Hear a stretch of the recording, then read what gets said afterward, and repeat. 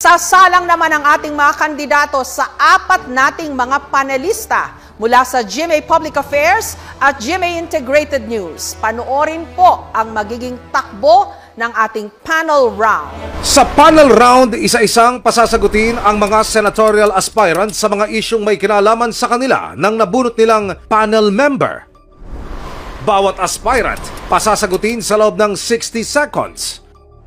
Kapag may natitira pang oras, tatanungin ng aspirant ng follow-up question o panibagong tanong ng parehong panel member. Sa huling 5 segundo, maririnig ang tunog na ito.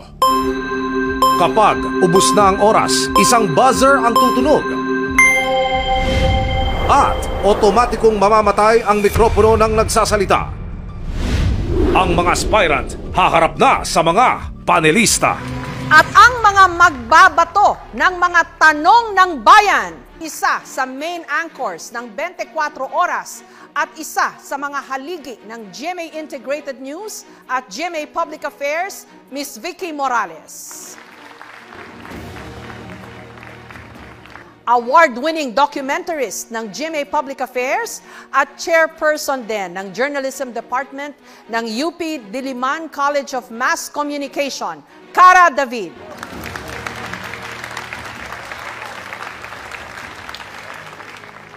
Senior correspondent at isa sa mga mukha ng GMA flagship newscast, 24 oras, host ng investigative public service show na Resibo, ang Kapuso Action Man, Emil Sumangil.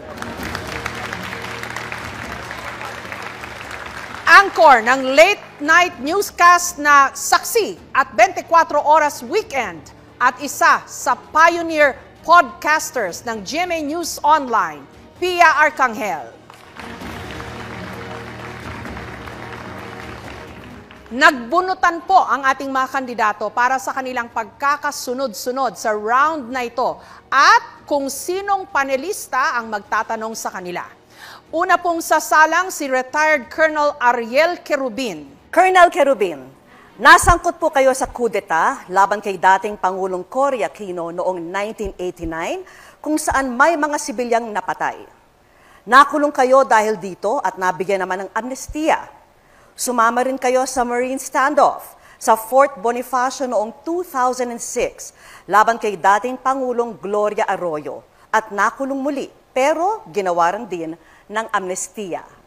Ang tanong ko po ngayon, matapos po ng mga ito, makatarungan pa rin ba ang tingin nyo dito sa mga pag-aaklas kung nagdudulot ng karahasan sa mga militar maging sa mga sibilyan? Sa akin, paninindigan kasi nagawa natin yung yung sinamahan natin, ang tawag ko dyan, military exercise, no? Kung saan nanindigan ako na dapat itama yung pamamalakad ng gobyerno at lumaban ako sa korupsyon. Nakikita naman natin, nagpapakatmatay tayo, no? Para sa paninindigan natin na tama yung inilalaban natin. So I was twice jailed, twice given amnesty. That's really true. And I was brought to the morgue clinically dead, fighting for what I believed was right. Kung tanong ninyo kung meron ako pinagsisisihan dito, I have no regrets, but I have bitter lessons about this. At yan ang gusto ko na isulong ngayon dahil naniniwala ako na ang kailangan natin isang matapang na senador na lumalaban against corruption at naninindigan para sa kapakanan ng taong bayan. Yan ang Ariel Querubin. Colonel Querubin, the establishment or the government that you were trying to overthrow is the same government or establishment that you're trying to join now. Yes, that's probably true. But the situation then and the situation now are different. So, yung sinasabi natin, kaya nga tayo tumatakbo ngayon dahil nga sa nakita natin, no, I joined the corporate, I cannot take this sitting down. I have really to leave my comfort zone to fight for what I believe is still right. No? That is to fight corruption. Walang nabago, nandiyan pa rin ang korupsyon.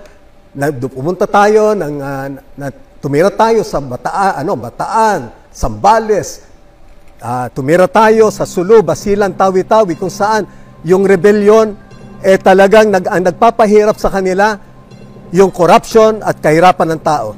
Maraming salamat, Colonel Kerubin at kay Vicky Morales. Narito naman ang tanong para kay dating COA Commissioner Heidi Mendoza. Magandang gabi, Commissioner Mendoza. Nung nag-file po kayo ng Certificate of Candidacy, October 8, if I'm not mistaken, sinabi niyo po na gusto niyo pong bigyang tuldok ang pork barrel.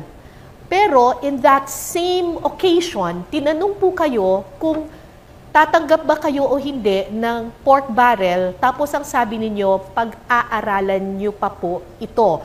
If I may quote you, sinabi niyo po specifically kasi ang pork barrel ay isang tool o pamamaraan ng gobyerno para makagawa ng tinatawag nating redistributive function.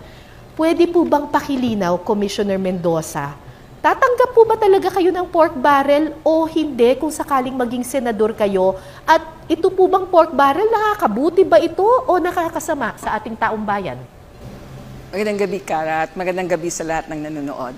Lilinawin ko po ang aking sagot. Okay?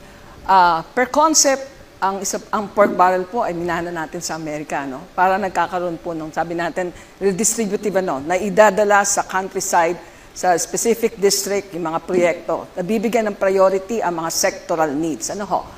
Kung ako'y palari na maging senador, boboto po ako at magpapasa po ako ng batas na i-stop ang paggamit nito sapagkat iba po ang kasalukuyang panahon ngayon. Marami po tayong issues sa korupsyon, mahirap ang buhay, maraming hindi nakapag-aral, maraming nawawalan ng trabaho. Subalit hindi po ito agad-agad magagawa. Hindi po ba? Kasi pagpasok ko po naman doon, siyempre ako po yung magpapakilala pa, makikipagkaibigan pa sa alamin ko pa yung political yung pakikisama sa mga ang akin pong titingnan ay yung tightening ng ating tinatawag na controls. Now, pagdating po kung ako'y tatanggap, pwede ho para natin ipakita na pwedeng magamit sa tama ang pork barrel funds. Salamat po. Commissioner Mendoza, hindi pa ho ba kayo nagsasawa sa katiwalian sa gobyerno? Gusto niyo pa hong sumali sa napakaruming larangang ito? Ang pagmamahal po ay hindi nagsasawa. Mahal ko po ang gobyerno. 27 years po ako naglingkod dito. Nagsimula po ako bilang auditing aide. Nakita ko po kung paano inabuso ang tiwala ng mamamayan nang dahil dito. Muli akong sasabak sa hindi kagandahang aspeto ng trabaho at ipapakita natin marapat tayong pagkatiwalaan at hindi lahat ay magnanakaw sa loob ng pamahalaan. Maraming salamat, dating Commissioner Mendoza at Cara David. Sunod namang tatanungin si Calyodi de Guzman. Noong taong 2022, sa isa pong social media post, sinabi mo, I quote, "Ayaw ko nang maulit ang masamang karanasan ng pagsuporta ng taong bayan kay Cory, laban kay Marcos, at kay Gloria, laban naman kay Erap." Ang sabi niyo pa, I quote one more time, "Walang napala ang taong bayan. Nagpatuloy lamang ang kahirapan at kaapihan ng mamamayan. Pumuna ng ilan na misogynistic." Ito hong inyong naging payag sa payak na kaparaanan para humaintindihan ng lubos ng ating mga taga-subaybay, laban daw po sa kababaihan yung inyong naging pahayag, Calyodi. Ang tanong, bagamat humingi po kayo ng paumanhin sa inyong post, naninindigan pa rin ba kayong walang napala ang bansa matapos palitan ni Cory si Marcos at ni Gloria po si Erap? Naninindigan pa rin ako dahil ang sitwasyon ng mga manggagawa at ng ating mga mamayan sa kasalukuyan ang patunay na walang napala ang mga mamayan sa panahon nung nagpalit-palit na gobyerno, lalo na sa panahon ni Cory Aquino. Sa panahon ni Cory, diyan naganap ang kontraktualisasyon. Dati ang patakaran ay regularization, pero sa panahon ni Cory, naging kontraktual ang maraming mga manggagawa dahil siya ang nagpatupad. Si Herrera Law, yung Herrera Law. Diyan din nangyari ang provincial rate. Kung bakit nangyari na ang ating sahod ng mga manggagawa sa probinsya ay mas maliit kaysa sa Metro Manila. Dati pantay ang sahod ng mga manggagawa sa probinsya at saka sa Metro Manila. Ngayon, mas mababa na. Kaya sa ganitong pagkalagayan, walang napala yung mga mamayan. Pahirap pa rin ang pahirap, yung VAT sa kanya nagmula, yung privatization ng sektor ng serbisyo sa kanya nagsimula. Ito'y masama dahil ang nangyari, dapat serbisyo, naging negosyo dahil pinaubaya sa mga malalaking kapitalista ang sektor ng serbisyo. So, Calyodi, ano ho ang tingin nyo dun po sa mga nangyari na people power protests sa EDSA? Nagkaroon po ng dalawa nun Mali ho ba o tama yung mga nangyaring yon? Tama yan, people power. Malaki ang pakinabang ng mga manggagawa dyan dahil napatunayan ng mga manggagawa na pagka nagkaisa ang sambayanan, kahit ang pinaka-diktador na presidente sa ating bansa ay kayang patalsikin. At ang problem lang, no, yung mga pangako ng EDSA, ng mga namuno sa EDSA na totoong demokrasya ay hindi naganap. Hindi nangyari, hindi tumago sa mga pabrika, sa mga komunidad. Maraming salamat Calyodi de Guzman at kay Emil Sumangil. Para kay Danilo Ramos naman, ang susunod na tanong. Magandang gabi po, Kadaning. Noong nakaraang taon po, dumulog po kayo sa Commission on Human Rights at kayo po ay nagsampa ng reklamo sa tinawag ninyong state-sponsored rights violations dahil sa sinasabi niyong surveillance at red tagging laban sa inyo. Gaya po ng nabanggit niyo kanina, sabi niyo po may mga nakabonet na pumunta sa bahay ninyo. Binansagan po kayong terorista at nakaranas nga kayo ng harassment mula sa mga pinaniniwalaan ninyong government intelligence agents. At sabi po ninyo, ang lahat ng ito ay bunsod ng inyong pagtutol sa anti-terror law.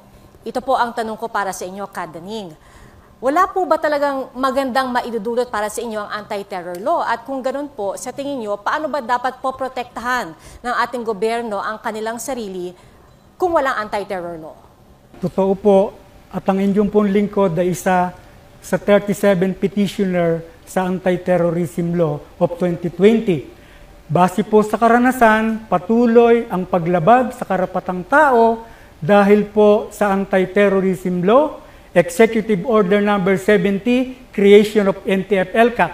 Ako at ang libu-libong mga magsasaka, manggagawang bukid at kanilang pamilya ay nakakaranas ng terrorist at saka po red tagging. Ang ipinaglalaban po namin ay lupa para sa mga magsasaka, palakasin ang lokal na produksyon ng pagkain, ito po ay kagalingan ng taong bayan. Kaya po kami dumulog sa mga LGU, CHR, at kahit po kay Special Rapporteur Irene Can na matigil na po itong nagaganap sa ating mga magsasaka at terrorist labeling sa mga mamamayang Pilipino.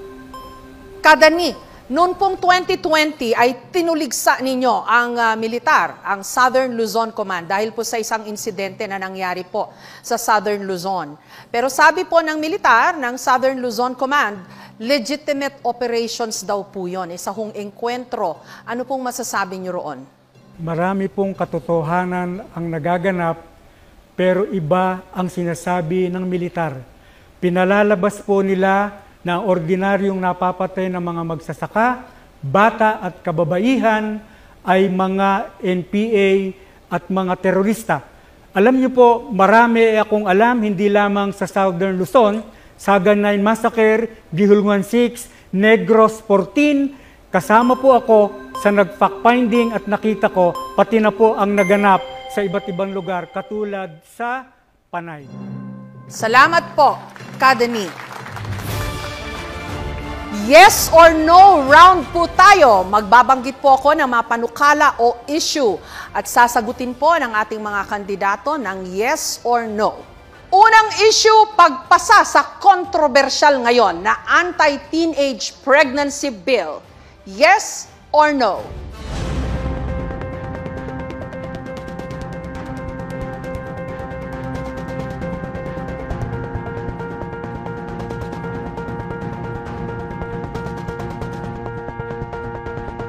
May nagpanukala po na i-firing squad daw ang mga opisyal ng gobyerno na mahahatulan ng kasong katiwalian. Ano po ang boto nyo rito? Yes or no?